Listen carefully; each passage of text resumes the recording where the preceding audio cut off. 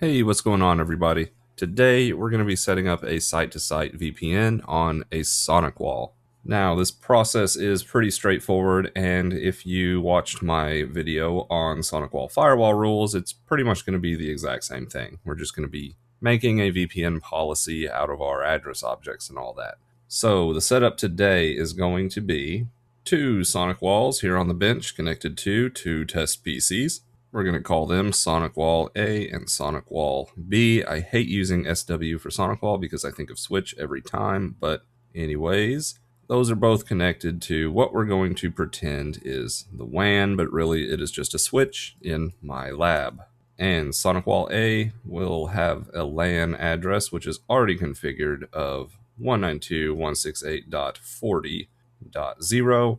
SonicWall-B also has it pre-configured as 192.168.10.0, and our WAN addresses are DHCP, so we're going to have to actually log in and see what addresses we pulled. But basically the flow is going to go something like this. Each SonicWall basically needs 3 pieces of information. 2 of those are going to be address objects. One of those is the peer gateway, which is just going to be the public IP for the remote destination. 2 will be an address object or a group for the remote networks they are connecting to. So SonicWall-A will have a remote network for 192.168.10.0, SonicWall-B remote network 192.168.40.0. And this is because we will be using a policy-based IPSEC VPN, not a tunnel mode. And the third piece is just the local network. So we will have to create an address object for each local network on each respective SonicWall. So let's go ahead and dive right into this. So we're going to start by logging into our SonicWall-A at 192.168.40.1 and heading to Network, IPSEC VPN, Rules and Settings. Now, we're not actually going to configure anything here right now because we haven't made the address groups or anything, but this is where we will be doing all of our VPN configuration. Now, let's go ahead and log into SonicWall-B via the WAN interface, which is going to be 10.88.13.115, port 444 in this case. Go ahead and log into that one, preempt the existing administrator that is apparently logged in, and we will head to the IPSEC VPN location here as well. Now, we need those 3 pieces of information for each side. So, peer address that we will use on SonicWall-A is going to be this 10.88.13.115. And for SonicWall-B is going to be this guy's public IP address, which is, if we go to Network System Interfaces, 13.111. So let's just go ahead and take note of these 2 public IPs. You really should have your public IPs written down somewhere already anyway, or at least a fully qualified domain name. You can use that if you have DNS host names attached to your IP addresses.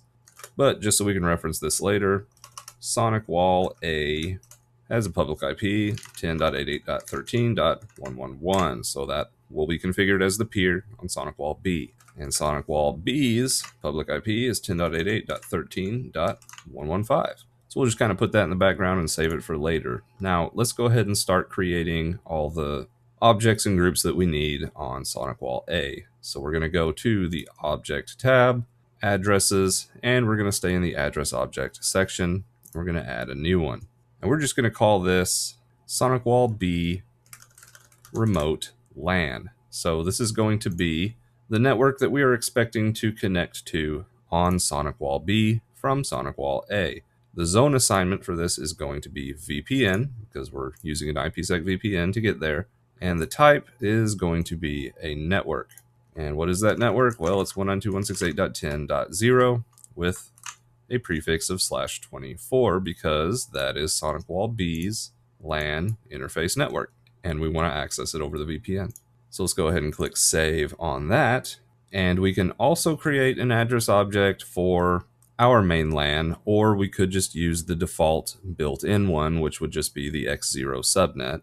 But to make things look pretty, we can just do SonicWall-A local LAN, give that the zone assignment of LAN, type network, and give it 192.168.40.0/24.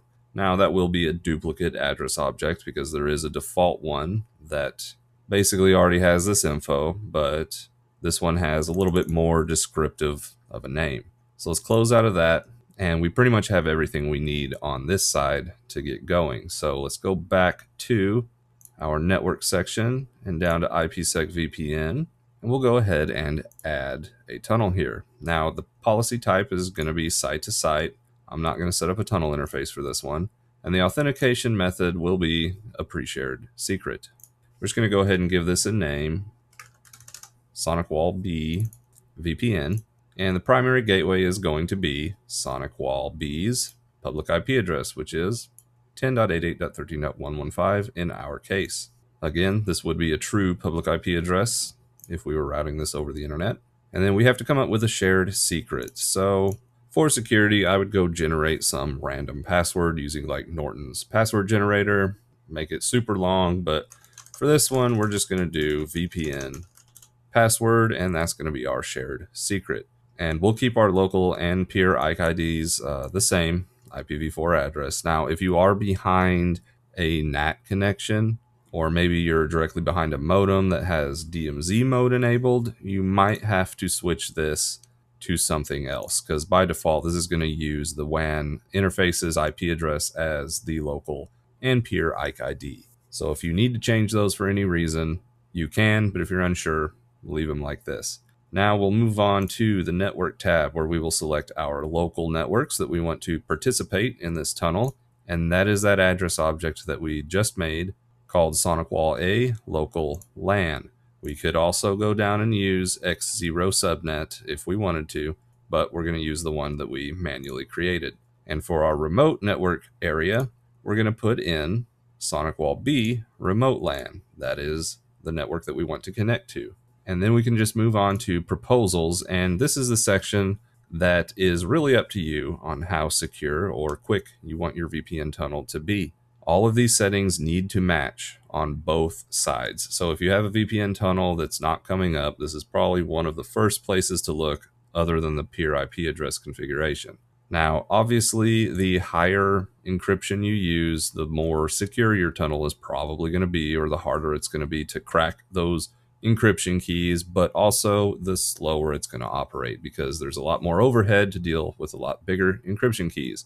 If you want super speed, you can move this down to DES or triple DES, although that is absolutely not recommended, but it will function a little bit faster. What I usually do is AES 128 or 256 if I'm feeling squirrely. Diffie-Hellman group 14, authentication, SHA-256. I'll leave lifetime as its default value. And moving on to phase 2, I usually obviously leave that as ESP. And I typically select AES 256 as my encryption with authentication of SHA-256.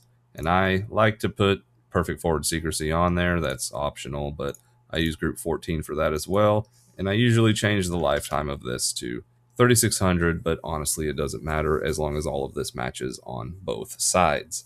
Now, once we have the proposals configured, we can move to the advanced tab, and there's a couple things that I like to look at here. One of them is the enable keep alive. This really should be enabled on one side of the tunnel. And what it does is it just periodically sends out a keep alive message to make sure that the VPN is still functioning. I have seen certain instances where having this enabled on both sides has caused some issues. I've also seen it where having it not enabled on either side has caused issues. But my general rule of thumb is just to have it enabled on one side of the tunnel. And then if this is going to be a tunnel to somewhere that I trust, I can enable HTTPS management over this tunnel. If this is not enabled, then we will not be able to log in to the web interface of this SonicWall from a remote network. I will leave that up to you whether or not you want that to be possible. And the last thing I like to look at is VPN policy bound to. By default, it is set to zone WAN. This really only comes into play if you have multiple WAN connections. So say X1 is your main WAN connection, but you also have X5 with like a backup WAN, and say X3 has a public IP of like .15 and the other one has .16. If the other end of the tunnel does not have both of those IPs configured, if a failover happens, the VPN will go down. Because what this zone WAN means is the VPN policy is going to be established on any interface that is in the WAN zone. But that also means that the other side needs to have both of those public IPs configured as a peer gateway, or else the tunnel will go down if a failover on your end happens. So a lot of times, if I have dual WAN connections, I will just lock this to a single interface just to make sure that doesn't happen. Because you can also come into a situation where you need technically a WAN interface that isn't really pointed to the internet. It's just for some kind of advanced internal routing or something that you're wanting to do.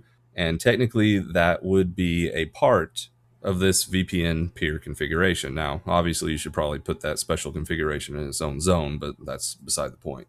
This is just something I like to do to lock it down to a single interface when either the other end only has a single IP configured for this tunnel, or I have some dumb WAN interfaces. Anyway, we're going to go ahead and save this configuration, and that is our VPN tunnel for this side, and it is enabled by default. And what we should see when it is working is a small green dot next to each destination, which obviously we don't have because we haven't configured the other side. So let's go over to SonicWall-B, and the first thing we'll have to do is create the address objects over here, but in reverse. So let's go to Object, Addresses. Let's go ahead and add our SonicWall-A remote nets. Zone assignment is going to be VPN because we're accessing it over the VPN. Type network. That's going to be 192.168.40.0/24. Go ahead and save that object, and we can just go ahead and create one for SonicWall-B local net. That'll be zone LAN network 192.168.10.0/24. Save that. Now let's go ahead and go to network, IPSEC VPN, rules and settings, and actually create this tunnel. So we'll go ahead and add a new policy. Again, site to site, IKE using pre-shared secret. We'll name it SonicWall-A VPN, and the primary gateway for that is going to be the one we saved in Notepad, 10.88.13.111. Move down to the shared secret. It's been only like 2 minutes and I've already forgotten what I put as the shared secret, so I'm going to go back to SonicWall-A, edit that connection, unmask the shared secret, and just copy it out of there. So you can retrieve the shared secret if you forget it from the other firewall. So I'll go ahead and paste that into SonicWall-B's configuration, move on to network, select that address object we just made. SonicWall-B local nets is our local networks, and SonicWall-A remote networks is our remote. Move on to proposals and basically just make sure all of this matches between the two. So the settings I used was Diffie-Hellman Group 14, AES 256 for encryption, SHA 256 for authentication, kept the lifetime the same, used AES 256 for encryption on the phase 2 with SHA 256 authentication, perfect forward secrecy using group 14, and I changed the lifetime to 3600. Now if we move on to the advanced tab, because I enabled keep alives on the other side of this tunnel, I'm not going to enable this here. I will, however, enable the management via this SA so we can manage the firewalls over this tunnel. And I'm also going to lock this down to interface X1 just because. Go ahead and save that. And we should see that new policy come up with a green dot here in a second. And there's our green dot. It took probably about 20 seconds for that to show up.